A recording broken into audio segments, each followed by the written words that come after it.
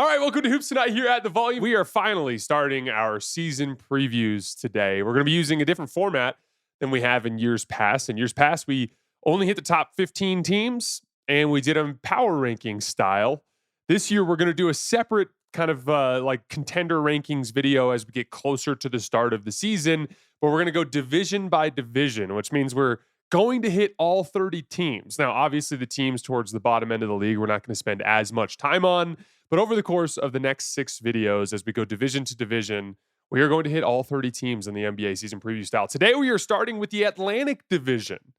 That would be the New York Knicks, the Philadelphia 76ers, the Boston Celtics, the Toronto Raptors, and the Brooklyn Nets. We'll be touching on all 5 of those teams today. You guys know the drill. Before we get started, subscribe to the Hoops Tonight YouTube channel so you don't miss any more of our videos. Follow me on Twitter, @JasonLT, so you guys don't miss show announcements. Don't forget about our podcast feed, wherever you get your podcasts under Hoops Tonight. It's also super helpful if you leave a rating and a review on that front. Jackson's doing great work on our social media feeds on Twitter, Instagram, Facebook, and TikTok. Make sure you guys follow us over there. And then last but not least, keep dropping those mailbag questions in the YouTube comments. We will have at least one more mailbag before the start of the season, and then they will be a regular part of our regular season cadence when we get to that point. All right, let's talk some basketball. So for starters, I'm just super excited. We got a nice little break, but we've been talking a lot of offseason stuff, a lot of digging into the past.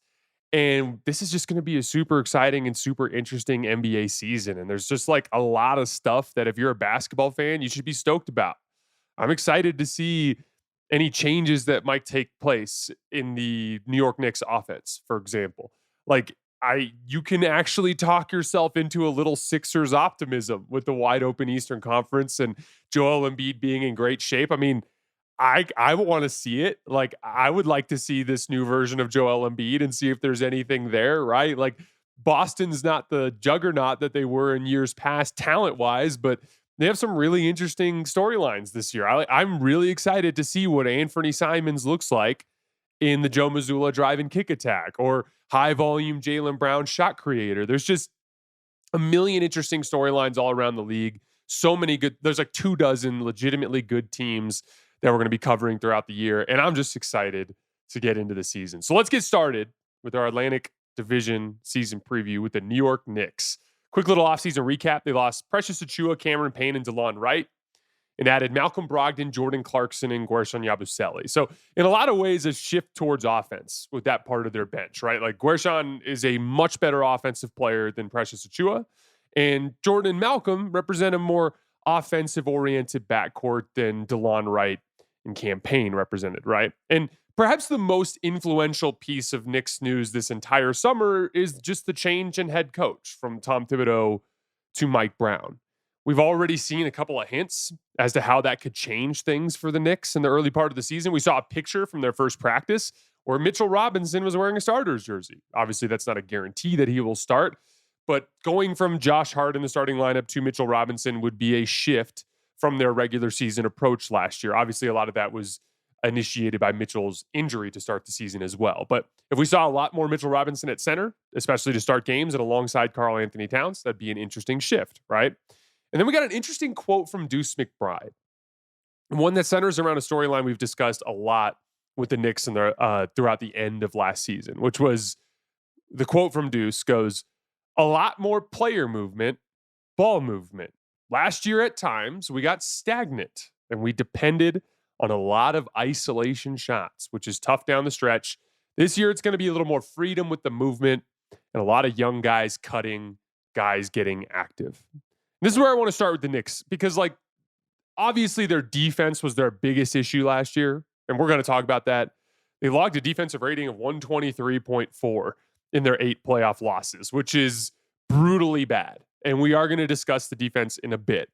But this was a major talking point with respect to the offense, which was also an issue for the Knicks in that postseason run. The Knicks were the 5th best offense in the NBA during the regular season, logging a 117.3 offensive rating, but that plummeted down to 112.7 in the postseason. So the strength of the team, their ability to score, failed them when they got into April and May. This stems from a concept that we've talked a lot about on the show in the last year, which is the difference between an individual player loading up the box score and the team, the 5-man unit, effectively scoring the ball in a large sample. Brunson had an insane postseason. He averaged 29 points and 7 assists on 58% true shooting, hit a boatload of clutch shots. There was a lot of highlights on the Jalen Brunson front. But the Jalen Brunson-led offense, that 5-man grouping, did not perform nearly as well as the other top offenses around the playoff field. Now, to be clear, before we go any further, I'm not trying to say that Jalen Brunson is overrated or that he's bad or that Brunson ball can't work. That's obviously not the case. In fact, at the end of games when Brunson really strangled things, the Knicks actually scored the ball really well. With Brunson on the floor in the fourth quarters during this playoff run, the Knicks logged a 125 offensive rating. And they were decent in crunch time. Not perfect, but decent. And they won quite a few games in those crunch time situations. I still think, especially in a small handful of possessions, Brunson is one of the very best half-court weapons in the league, and the Knicks would be foolish to abandon that. So this is not a let's put Brunson on the sidelines, so to speak, in the offensive approach. This is like, let's add variety. The truth remains that in the large sample, the Knicks need to find a way to score more effectively in the playoffs. And they have the personnel to do so. This is not Jalen and a bunch of role players. I've talked about this over the years, but the way your personnel is put together should dictate your play style. So, for instance, if you're the 2022 or the 2024 Dallas Mavericks, and outside of Luka and Kyrie Irving or Jalen Brunson, you just have a bunch of play finishers, guys like Dorian Finney-Smith, Josh Green, PJ Washington, Derek Lively, Daniel Gafford, so on and so forth. You guys get the point.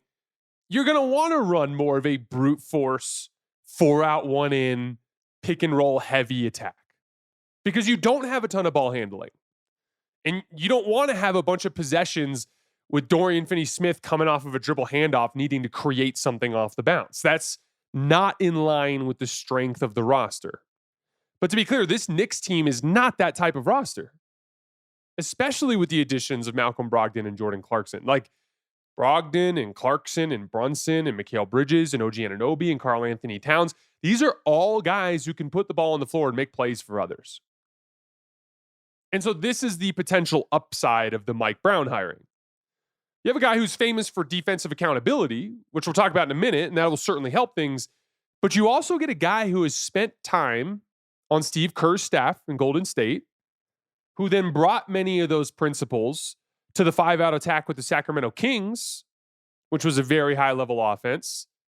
This team should be able to score a shit ton of points. This team is a team that can benefit from a lot of the ideas that Mike Brown brought from Golden State, utilized in Sacramento. Now, to be clear, does that mean the Knicks should be playing Warriors basketball with a half dozen dribble handoffs and a half dozen back cuts every single possession? Of course not. They're not that type of roster either. But something closer to that than what they were last year would be extremely helpful. To me, it's about two important pieces of upside. One is establishing other actions that you can eventually depend on when you get into a postseason situation and you need versatility in your offense. Finding 3 or 4 more pet sets or pet actions that you feel confident you can get a great look out of that don't require Jalen Brunson to do so off the bounce. We talked about OG Anunoby post-ups a lot last year. You can reach those through several actions that can either help him get better, deeper post position or a better matchup. So say, for instance, you use Brunson as a screener. Let's say you just have Brunson cross screen for OG before coming off of something on the opposite end of the floor. In that instance, if Brunson sets a good screen, you're either going to hit the guy and help OG get really deep post position, and he's already so strong that could lead to really good opportunities, or you can force a switch, which will then force Jalen Brunson's man to guard OG Anunoby on the block. That is something I'd like to see them build out over the course of the season. We saw a lot of Mikal Bridges pick and roll with bench groups last year. They need to add complications to that so that it's not all on Mikal Bridges as a ball handler to hit mid-range pull-ups. 3-man action with OG Anunoby involved as well as Karl-Anthony Towns. That could come out of horn sets. That could come out of stack pick and roll where OG's starting under the basket and back screening for Cat. Adding those complications that take full advantage of all of the offensive talent you have on the floor. Inverted ball screens for Cat. Taking a player like Deuce McBride or Jalen Brunson or even Mikal Bridges, screening for Cat and then slipping out to the three-point line. If they hedge, there's an easy little kick-out pass that can start your offense. Then you can drive and kick from there. If they don't, Cat's going to get downhill. That's what the Bucks and Giannis have been using for years to get opportunities in their inverted actions. All of these are potentially ways to get the defense into rotation. OG Anunoby comes off a cross screen, draws a second defender in the post. We can play drive and kick out of that. A three-man action with Mikal Bridges and OG Anunoby and Karl-Anthony Towns. Maybe OG Anunoby is popping out of his back screen and getting wide open at the top of the key to start your drive and kick attack. The idea of a inverted ball screen, Cat comes barreling downhill, someone helps, it's an easy kick out pass, or playing drive and kick. You're finding ways to initiate offense without relying heavily on Jaylen Brunson to do so on the ball, which then creates the initial advantage that all of a sudden all this talent we have on the floor can benefit from. The key is taking the time to really establish these things over the course of the season, getting hundreds of reps with them so that when you need to run it in the postseason, your guys feel comfortable and confident. Because what happens is if they're not comfortable and confident in these pet actions, then what do? Every time anyone falls into any kind of adversity, you fall back on like the handful of things that you're good at. And generally speaking, over the last few years, that's been, here, Jalen, you do it. And they need to have more versatility and more variety there that they can depend on. The second piece of this is saving Jalen Brunson's legs. Jalen Brunson spent a ton of time last year, especially in like the first three quarters of games, fighting ball pressure up the floor. He also ran an insane amount of pick and roll. He ran the third most pick and rolls per game in the entire NBA last year per Synergy. That makes no sense with the roster that they have. Here are the top 5 guys in pick and roll volume last year, according to Synergy. Number 1, Trae Young. He played on a team with almost no ball handling, and he was surrounded by a bunch of play finishers. So it made a lot of sense for them to run a ton of Trae Young pick and roll.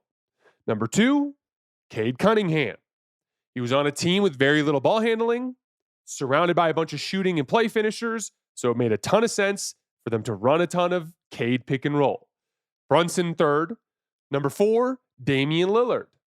A team, outside of Dame and Giannis, not a lot of ball handling, but the best catch and shoot team in the league. It made a lot of sense to run a lot of Dame pick and roll.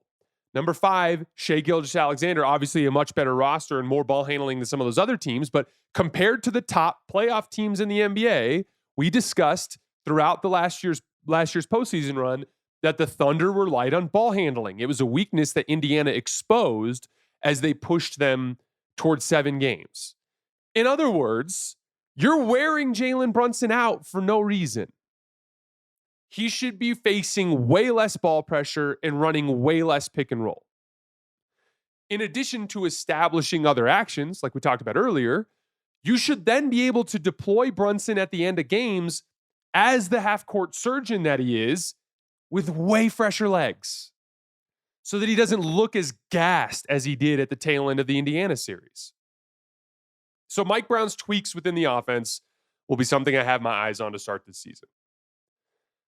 On the defensive end, it's all about Karl-Anthony Towns. And I want to start by reiterating what I said often at the end of the year last year. I don't think you can play championship defense with Karl-Anthony Towns on the floor. There are 2 different kinds of bad defenders. This is a concept we've talked a lot about on the show over the last 6 months. There are defenders that have physical limitations. These are guys that are maybe too small, maybe too slow, but they have issues with dealing with the physical limitations in certain matchups. But these guys tend to have high IQs. There are certain guys that fit that mold where it's like they have their limitations, but they do have high IQs. So they can play a role within the defense. They're usually in the right spot. You can plan for their weaknesses. There's a way to work around those kind of guys. Then there are bad defenders that they're all over the place mentally. They consistently get out of position. They don't execute the game plan. They do bizarre things in certain coverages that break their defense. That type of player is extremely difficult to build a championship defense around because you can't plan for their issues because they're so mistake prone. In other words, physical limitations versus mental limitations. Cat kind of is both, but the most important piece of it is he is very, very mistake prone on defense. That is why I don't believe that the Knicks can build a championship defense around him. But either way, you have to try to, right? Like, it's not like the Knicks are going to be like, oh, we got Cat, we can't compete for a title. I guess we might as well pack it in. They're going to go out there and try to win this year. So how does that work? Well, playing Karl-Anthony Towns at the 4 alongside a player like Mitchell Robinson will absolutely help them in the regular season context.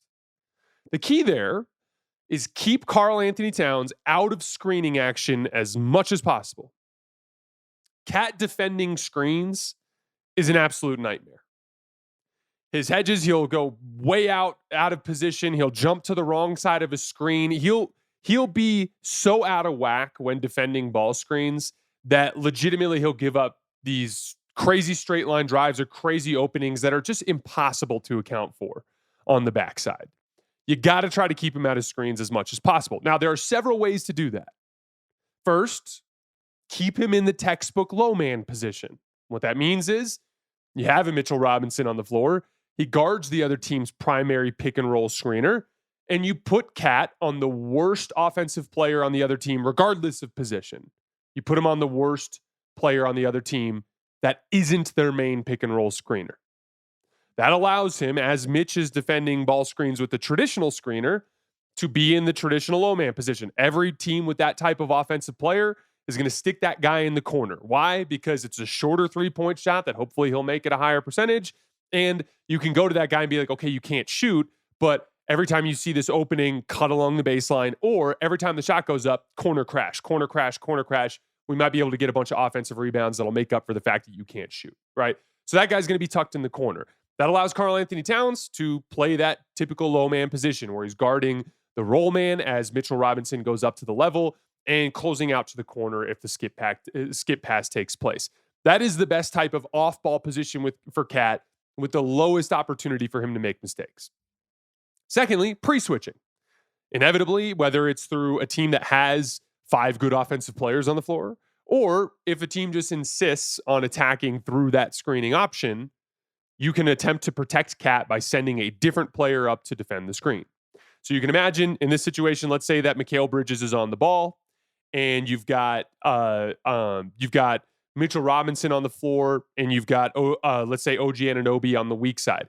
As Cat is in that low man position, if they send his man up to screen, all you have to do is communicate and essentially switch OG onto that guy. OG can run up and defend the screen. Or let's say Mitch, in a different circumstance, Cat can then run over and grab Mitch's man. Pre-switch as much as possible to keep Cat out of screening actions. But inevitably, there will be teams that can get Cat into screens. And in those situations, I think you just got to switch. It makes it far less likely that Cat will actually make a mistake. And then from there, you can give him very simple rules to help your 5-man unit on the backside. So for instance, play up on the shot, give up the drive. Play back, concede the shot. If you get beat off the dribble, funnel in this direction. That's where we can plan for it. Those are the kinds of things you can do with Cat to try to minimize the damage he can do in the large sample. I do expect the Knicks to be a little better this season in the form of the large sample defensively. I wouldn't be surprised if they cracked into the top 8, 9, 10 of defensive rating this year. The East is super weak. Mike Brown, Tom Thibodeau is a defensive coach too, but Mike Brown preaches defensive accountability, and he's a new voice. And typically, change in voice always leads into buy-in in the short term. So, for instance, I expect Mikal Bridges to get off to a better defensive start this year than he did last year because of the new voice and just the emphasis coming into camp. Also, healthy Mitchell Robinson for the whole season with more minutes alongside Karl-Anthony Towns. That should help their base defense as well. But ultimately, I view the Cat piece of this as somewhat of a barrier between the Knicks and their championship goals. Overall, with the Knicks, I view them firmly as a second-tier contender, just like last year. But I actually think they have a decent chance to hoist the trophy, just due to the weak Eastern Conference. Boston was the best team. They're out of the race. Indiana was their kryptonite, They're out of the race. It feels like Cleveland is their biggest rival. If you get out of the conference, anything can happen in the finals, especially if all those Western Conference beasts beat the hell out of each other and one of them just barely limps into June. We were talking about this on Playback yesterday. Like, anything can happen. You have a team like the 2018 Rockets with an injured Chris Paul. If they somehow beat Golden State, you could have a LeBron James limited 2018 Cavs team potentially hoist the trophy just because the team that won the bloodbath was injured. Those possibilities are there. That's the kind of possibility that is there for the Knicks. Today's show is brought to you by our new presenting sponsor, Hard Rock Bet. We are still a month away from basketball tip-off, but with Hard Rock Bet, the action never stops. The WNBA Finals start this weekend. If you haven't placed your first bet, now is the perfect time. Bet $5, and if it wins, you don't just get your payout, you also cash in $150 in bonus bets on top. If you don't want to wait, you need more hoops in your life, NBA futures are already live on Hard Rock Bet. You can bet the finals, MVP, Rookie of the Year, Sixth Man, and a lot more. Open up the app to see everything that's live and lock in today's odds if you like what you see. And on Wednesday, if you're already betting on the Hard Rock Bet Sportsbook app, you know what that means. It's the last day to use your legendary rewards drops. Open up the app today. You could have a bonus bet, or who knows what's in there. More drops every Thursday. The rewards and promos are nonstop. Download the Hard Rock Bet app today and make your first deposit. The Philadelphia 76ers, a team that has suddenly become very intriguing due to the opportunity presented by this Eastern Conference, and some photos and some videos that came out of Joel Embiid looking like he's in the best shape of his life. Now, it's still very precarious. We had the Paul George injury that popped up at Summer League. We found out last week that Jared McCain tore the UCL in his shooting thumb. That's obviously not good. Embiid's knee is still an absolute mess. So the margin for error is insanely thin. But there's like a legitimate opportunity now for this Sixers team to thread the needle, so to speak, and win the conference. They have the only player in the conference that, when he's healthy, can legitimately challenge Giannis. And Giannis is on a bad team. So a healthy Joel Embiid could easily be the best player in a series against Cleveland or New York. And they do at least have a somewhat intriguing roster when they're healthy. Quick offseason recap. They lost Ricky Council, who I actually like. He's in Brooklyn now. Guerschon Yabusele, and they might lose Quentin Grimes, although I'm going to guess that they'll eventually work something out there. I think there's too much to be gained for both teams, or both parties there. They added VJ Edgecombe through the draft, a super athletic and exciting young wing, and a variety of other young players through free agency in the draft. And so the core is essentially Embiid, Paul George, Tyrese Maxey, the athletes, VJ Edgecombe, and Kelly Oubre, Andre Drummond, Jared McCain, the old vets like Kyle Lowry and Eric Gordon, and an assortment of younger players. It's not too difficult to talk yourself into upside here if you're a Sixers fan. I'm a huge Tyrese Maxey fan. Over the course of the last couple of years, due to injuries on the roster, he's been kind of foisted into a super high usage role. And in those situations, his efficiency has really tanked. But I still really love his combination of insane downhill speed, movement shooting, pull-up shooting, and he's improved as a passer over the years. I just think Tyrese Maxey is an awesome player. I just think he needs to be in a proper role, which, when healthy, the Sixers can put him in. I've always loved the idea of Paul George, in theory, as a juiced-up Michael Porter Jr. who can score off of the weak side, off of the attention that Embiid and Maxey gather, also run some second-side action. And then Kelly Oubre and VJ Edgecombe bring athleticism amongst a group that needs it. That you can throw them at opposing perimeter players. I'd be really curious to see if maybe VJ ends up starting at the 2 this year. We'll see what ends up happening. I generally love the idea of anchoring this particular big 3 with top-tier athletes that can guard. And that is a theoretical outcome with VJ and Kelly out there. If you bring Quentin Grimes back, you have legit scoring pop off the bench between him and Jared McCain. Andre Drummond, in theory, provides injury insurance or rest insurance for Embiid, although the Sixers would need a bounce back year from him. He kind of saw some substantial drops in production across the board last year. There is some intriguing stuff going on here with this roster. It's hard to get too much into the schematic side of things with this team just because we have so little information to go on due to their injury history. But it seems like a pretty straightforward approach in terms of team construct on both ends of the floor. On offense, this seems like a team that spams two-man game. A lot of Maxey Embiid two-man game, Embiid post-ups, Paul George spacing on the weak side, also as a secondary ball handler, Kelly Oubre corner threes cutting along the baseline. We'll see what VJ Edgecombe can provide. Obviously, you can also go with offensive options at the two guard. You know, a guy like Quentin Grimes who can knock down above the break threes at a high level. Jared McCain as well. There, you can kind of see how that would piece together, built off the foundation of the Maxey Embiid two-man game and Embiid being able to play out of the post. Embiid off groups, there's a lot of ball handling there, right? Between Paul George and Tyrese Maxey and Jared McCain and Quentin Grimes if they bring him back. That type of offense could be more 5-out, more ball and player movement, weaponizing the strength of the roster, which is all that ball handling they have on the perimeter. That's the type of offense that I could see them running when Embiid's off the floor, more of those 5-out concepts. And then on defense, it's pretty straightforward, right? Traditional coverages, Embiid in varying versions of drop coverage, VJ Edgecombe and Kelly Oubre chasing over the top on the best perimeter players, Paul George in more or less a low man type of role, and then Tyrese Maxey, your stereotypical skill guard who's going to be doing hedging and recovering, that sort of thing, maybe switching with backside help. But we'll get a lot deeper into Philly X's and O's once we actually have a better idea of what they're working with this season. But it all comes down to health. Jared McCain's thumb, Joel Embiid's knee, Paul George's everything. Do you get anything out of Kyle Lowry and Eric Gordon this year? There's just a lot of variables in Philly this year. The Boston Celtics, lots of turnover to say the least. They lost Drew Holiday, Al Horford, Luke Cornett, and Kristaps Porzingis. They added Anthony Simons, Chris Boucher, who I like, Luka Garza, who I actually like too, just in a smaller role than he'd be in this year. And then some interesting young talent. Josh Minott from Minnesota, really good athlete. Hugo Gonzalez, a player they drafted at the end of the first round. RJ Louise out of St. John's. A bunch of other young guys they'll take a look at camp. Kind of an interesting looking depth chart, right? Like they obviously an insanely weak center rotation. Like Xavier Tillman, Neemias Queta, Luka Garza. I think we'll probably see some Boucher at center this year. That's obviously just not even close to good enough to compete at the later rounds of the NBA playoffs, right? But there's some strong perimeter talent there. Jaylen Brown is still a top 25 player in the NBA at minimum. Derek White is one of the best two-way guards in the league. Sam Hauser is a solid defender and an excellent three-point shooter.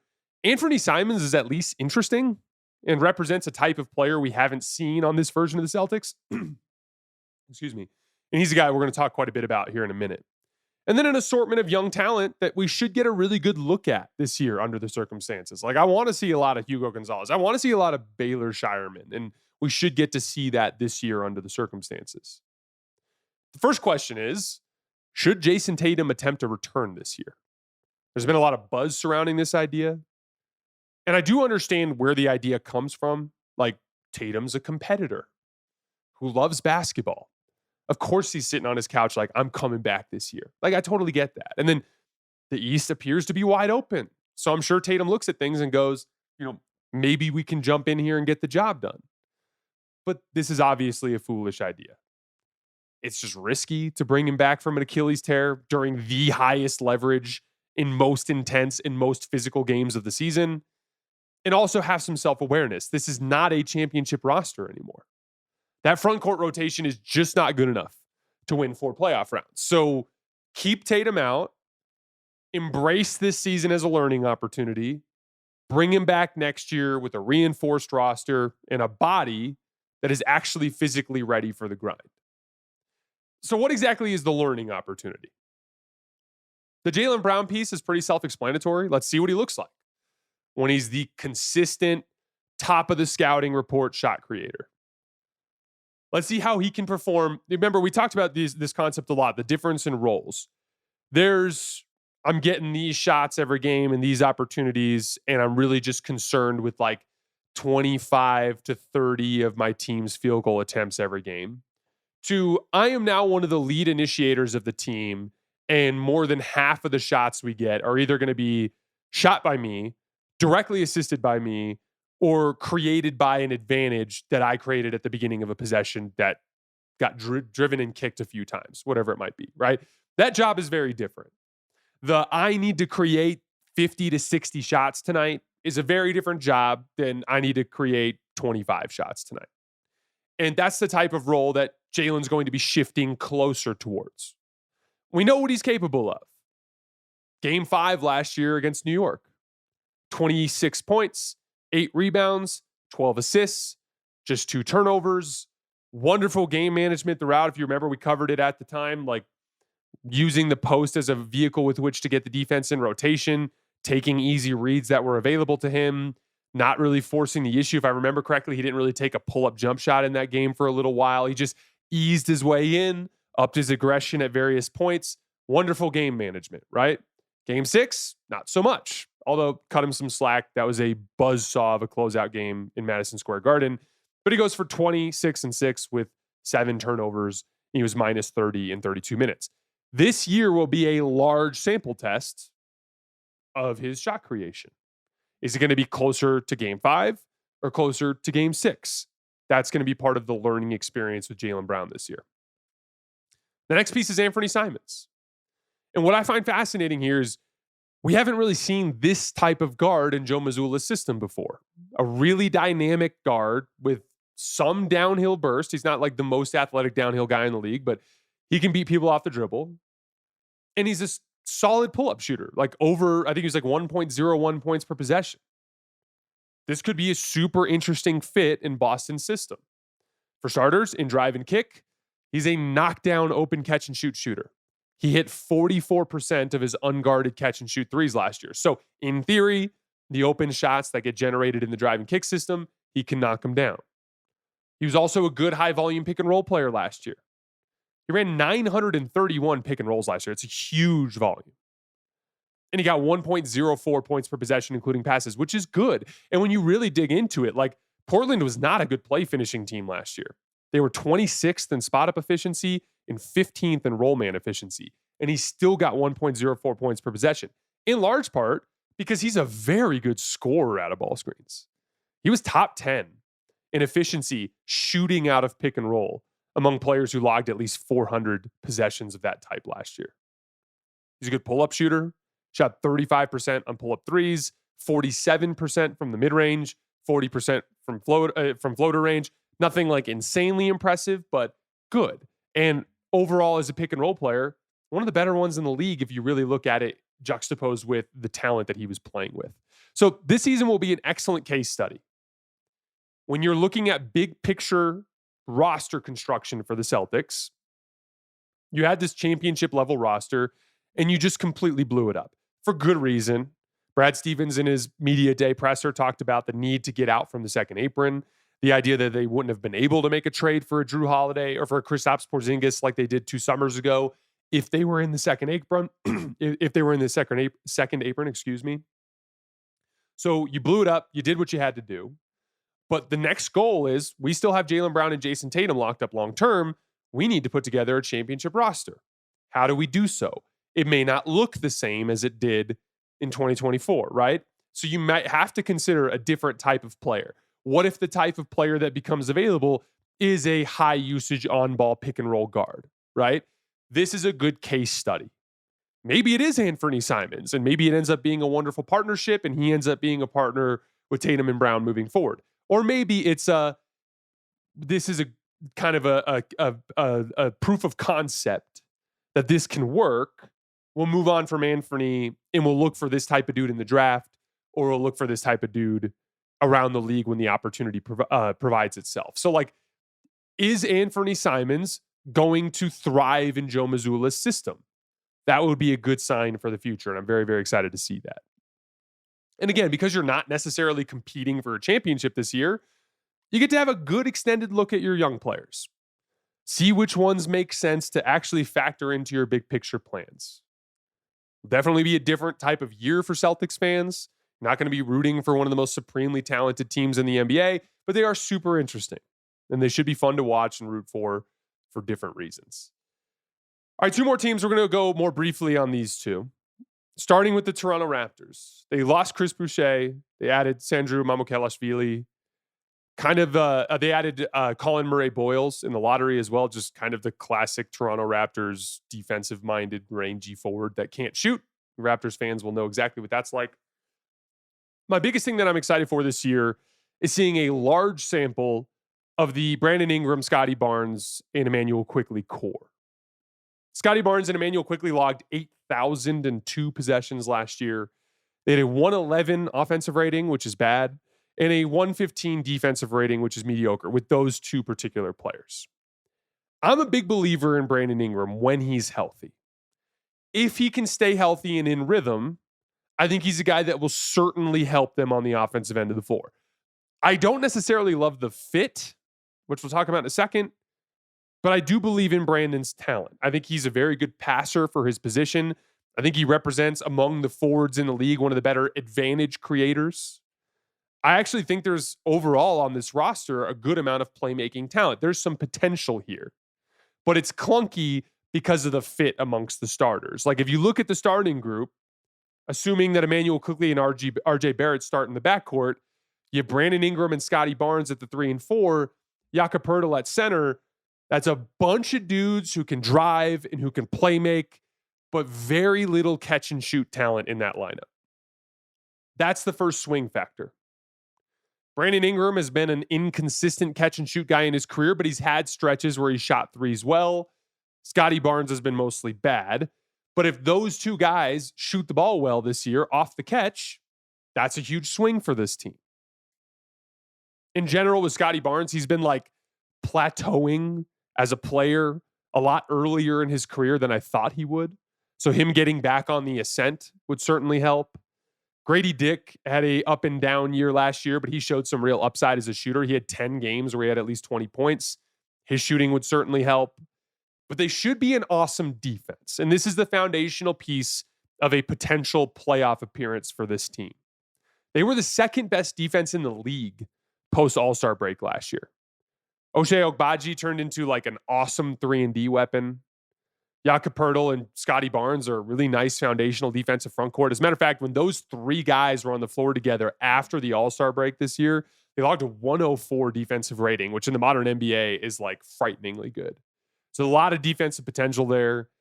If you combine their defense with Brandon Ingram being healthy and in rhythm to help their half-court offense, which should help them close games. Because again, if you look at this team last year, they had a 100.8 offensive rating in the clutch, which was the second worst in the entire league. They lost 22 games last year that came down into clutch situations. Elite defense, Brandon Ingram kind of greasing the wheels in the half court on offense in crunch time. This is a team that I think has some potential to make the playoffs this year. Lastly, very quickly, the Brooklyn Nets. Just a bizarre team. They're super light on ball handling. They drafted Igor Demin at number 8, as well as a bunch of other dudes in the first round. But Igor's a big ball handler who will certainly get a bunch of opportunities this year, but it's basically going to be the Cam Thomas show. He signed that qualifying offer. He had another injury-shortened season last year, but when he was healthy, that brief stretch when he was healthy to start the year, he was a very productive ball handler. He ran 387 pick and rolls, ISOs, and post-ups and got 410 points. It's 1.06 points per possession, including passes. That's really solid. He shot the ball really well from the perimeter, struggled at the rim, but obviously not a great spacing team. But if he's healthy, the Knicks are going to get a really good look at him. And then maybe Cam can get that long-term deal he's been looking for. The rest of the roster is funky. Michael Porter Jr. should get lots of opportunities as kind of a second side dribble handoff guy, as well as a weak side scorer. If anybody ever passes him the ball, which remains to be seen. They have some decent perimeter veterans, guys like Terrence Mann and Haywood Highsmith. Nick Claxton, I think, is a solid foundational center to build as a pick and roll partner, as well as to build a defense around. This team's going nowhere, but as you really dig into it, they're just kind of in that phase of the rebuild process. As I've talked about so much over the years, like when you're going through the rebuild process, step one is find your foundational guys. And if you don't know who your foundational guys are, you kind of just have to try shit. Give the ball to Cam Thomas a lot. See if he can actually play 70 games without getting hurt. be at the top of the scouting report every night and be a high volume, efficient shot creator. If he does, while also being like a good teammate and a good defender or a useful defender, someone you can build a defense around, all of a sudden you might have to be like, maybe Cam Thomas fits our plans. Or we gave it to him again. He played 47 games, dealt with nagging injuries throughout. The efficiency was good, not great. The defense was bad. Cam's not the guy for us. We need to move on. You learn that through the draft. You have so many first-round picks that you've tried. You have the ability to take flyers on young players around the league if the opportunity pops up. You just keep trying shit until suddenly you go, this is one of our guys. This is somebody we can build around for the future. From there, you decide where he fits in that hierarchy. Is this a guy that can be the best player on a championship team? If so, we're looking for a complementary number two. If he's more of a complementary number two, we're still looking for that best guy. Once we have both, then we're looking for supporting talent. What are the types of supporting talent that fit this type of team? Am I looking for playmakers in a 5-out system? Am I looking for play finishers around a guy like a Cade Cunningham? There's all sorts of steps in this process, but you can't get to any of those steps until you find out who your foundational guys are.